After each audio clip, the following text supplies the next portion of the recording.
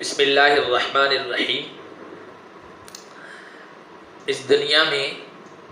آپ انسانوں پر اگر نگاہ ڈالیں اور ان کا جائزہ لیں تو آپ کو یہ محسوس ہوگا کہ لوگ پریشان ہیں، خوش نہیں ہیں، ہر انسان پریشان نظر آ رہا ہے۔ اور اگر آپ کچھ پڑھے لکھے ہیں، کتابوں سے علم سے واقفیت رکھتے ہیں تو آپ کو معلوم ہوگا کہ اس وقت کتب خانوں پر بکنے والی جو سب سے زیادہ کتابیں ہیں وہ ان موضوعات پر ہیں جن میں یہ بتایا گیا ہو کہ آپ خوش کیسے رہیں، آپ غمگین نہ ہو، یہ طریقے اپنائیں، آپ زندگی میں خوش و خرم نظر آئیں تو یہ اصول اپنائیں۔ سب سے زیادہ ایسی کتابیں بکری۔ اس سے معلوم ہوا کہ خوشی لوگوں کی زندگی سے نکل گئی ہے، لوگ اس کے لیے ترس رہے۔ میرے اور آپ کے آقا جناب محمد مصطفیٰ صلی اللہ علیہ وسلم طبیب الاطباء تھے۔ آپ انسانوں کے مزاج سے، ان کی عادتوں سے، ان کی سائیکولوجی سے، ان کی نفسیات سے، ان کے دل کے امراض اور بیماریوں سے واقف تھے، اور یہ واقفیت اور مہارت ان کو اللہ کی طرف سے ملی تھی۔ وَعَلَّمَكَ مَا لَمْ تَكُنْ تَعْلَمُ، آپ نے ایسے اصول بتائے ہیں کہ جن اصولوں پر انسانیت عمل کر لے تو وہ خوشی اور مسرت کے ماحول میں زندگی گزارے۔ ایسا ہی ایک اصول اللہ کے نبی صلی اللہ علیہ وسلم نے بتایا ہے جو آج کی گفتگو کا موضوع ہے۔ اللہ کے نبی صلی اللہ علیہ وسلم نے بتایا کہ اگر خوش رہنا چاہتے ہو تو جو کچھ میسر ہے، جو کچھ حاصل ہے، جو کچھ تمہارے پاس موجود ہے اس پر نگاہ رکھو، واقعی خوش رہو گے۔ اور اگر جو کچھ تمہارے پاس ہے اس پر نگاہ نہیں ہے، جس سے آپ محروم ہیں، جو آپ کے پاس نہیں ہے اس پر نظر رہے گی تو ہمیشہ تشویش میں، ہمیشہ پریشانی میں، ہمیشہ غم میں اور ٹینشن میں رہیں گے۔ محرومی کا احساس آپ کو اندر سے پریشان کرتا رہے گا،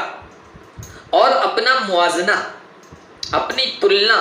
اپنے سے کمتر لوگوں سے کریں، دنیا کے معاملے میں اپنے سے بڑے ہوئے لوگوں سے نہ کریں۔ اس لیے کہ جب آپ اپنے سے بڑے ہوئے، اپنے سے بہتر، اپنے سے اچھے دنیا کے اعتبار سے لوگوں سے اپنا موازنہ کریں گے تو پھر آپ پریشان رہیں گے۔ تکلیف کمپریشن میں ہے، یعنی موازنہ کرنے میں، تلنا کرنے میں۔ کوئی نہ کوئی آپ سے تو بہتر ہوگا، کوئی مال کے اعتبار سے آپ سے بہتر ہوگا، کوئی جسم کے اعتبار سے آپ سے بہتر ہوگا، کسی کی ڈگری آپ سے اچھی ہوگی، کسی کا عہدہ آپ سے بڑا ہوا ہوگا، کسی کی ملازمت آپ سے اچھی ہوگی، کسی کا ذریعہ معاش، ذریعہ آمدنی آپ سے اچھا ہوگا، کسی نہ کسی چیز میں تو آپ سے بڑا ہوا ہوگا، اور آپ اس کی طرف دیکھیں گے تو ہمیشہ ناخوش رہیں گے، پریشان رہیں گے۔ اللہ کے نبی صلی اللہ علیہ وسلم نے بیان فرمایا کہ اذا نظر احدکم الى من فضل علیہ فی المال والخلق فلینظر الى من هو اسفل منہ، جب تم میں سے کسی کی نظر پڑے، جب دیکھے ایسے آدمی کو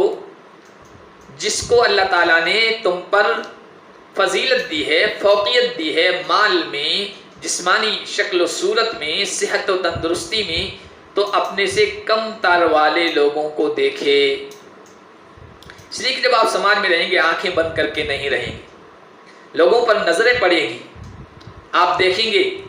کہ آپ کے پاس تو جھونپڑی ہے، کسی کے پاس بنگلہ ہے،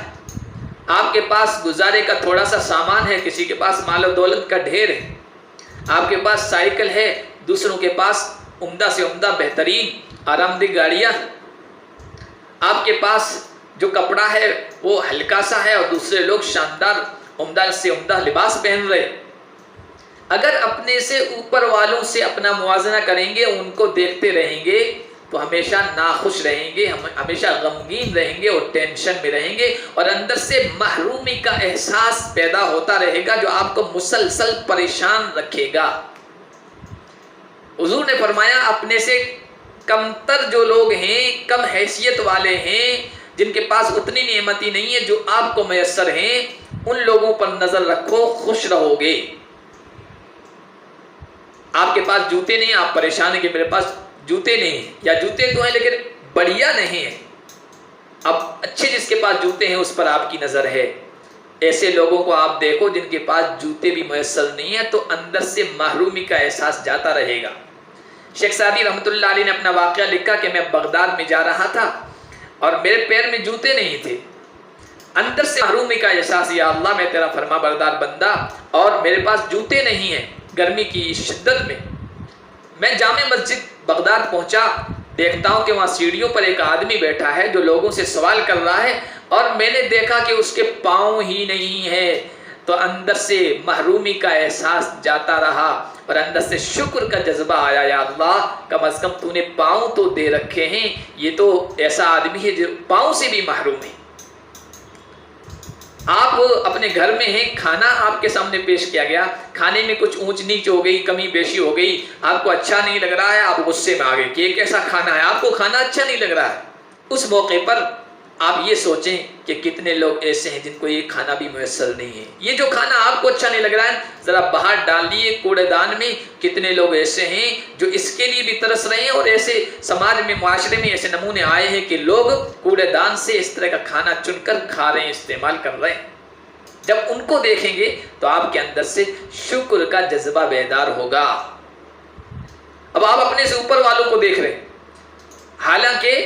وہ جو اوپر والا ہے نا وہ بھی خوش نہیں ہے، جس کو آپ خوش سمجھ رہے ہیں اس سے کہیے کہ آپ کی زندگی تو ماشاءاللہ بہت اچھی ہے، تو کہے گا نہیں میں تو فلاں جیسا بننا چاہتا ہوں، اور فلاں جس کو وہ اچھا سمجھ رہا ہے اس سے جا کے آپ حقیقت معلوم کریں تو کہے گا کہ نہیں جیسا مجھے ہونا چاہیے میں ویسا نہیں ہوں، میں تو فلاں جیسا بننا چاہتا ہوں۔ وہ اپنے سے اوپر والے کو دیکھ رہا ہے،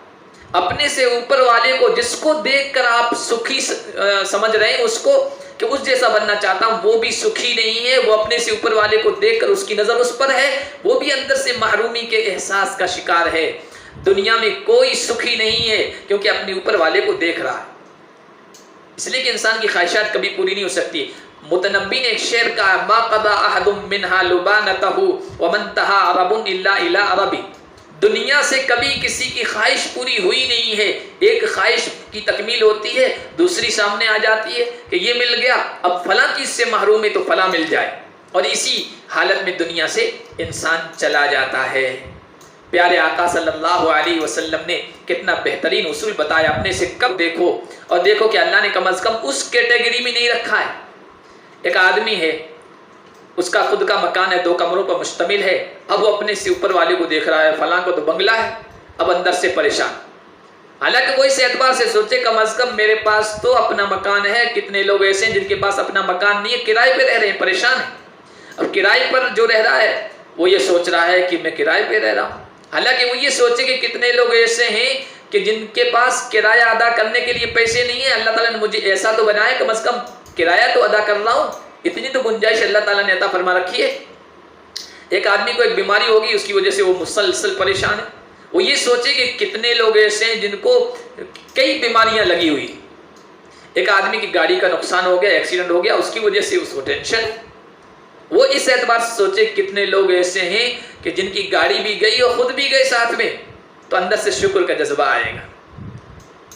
یہ اپنے سے کمتر لوگوں کو دیکھنا یہ ایک ایسا اصول ہے جو اللہ کے نبی نے بتایا ہے، اور جو اس پر عمل کر لے گا وہ ہمیشہ فائدے میں رہے گا۔ حضرت عبداللہ ابن مبارک رضی اللہ تعالیٰ عنہ بڑے مالدار لوگوں میں سے تھے، وہ اپنی پہلی زندگی کے بارے میں بتاتے ہیں کہ خوشحال اور اچھے لوگوں کے ساتھ میرا اٹھنا بیٹھنا تھا۔ صاحبت الاغنیاء فتشوش قلبی وتفرق فاحتقرت